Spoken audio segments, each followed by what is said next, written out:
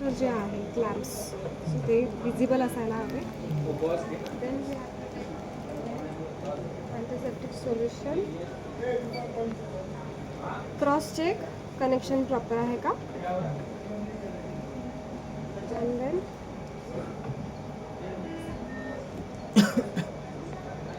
Make sure की जास्त weight नको असायला. ठीक आहे.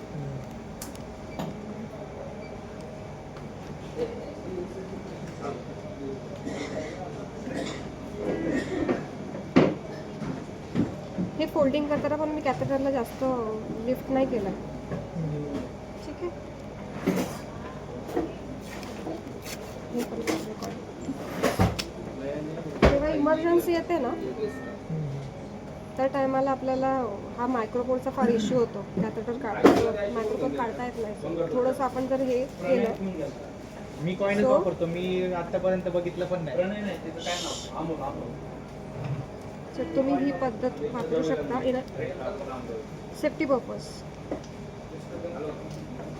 आणि स्टिकिंग इथं न लावता इथं जर लावली तर ते खाली नाही जात. हे जेवढं टाईट असेल तेवढं. जस्ट सी इमर्जन्सी इझिली आपण इथनं काढू शकतो.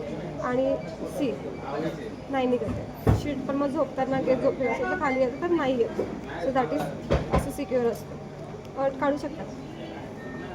ठीक आहे.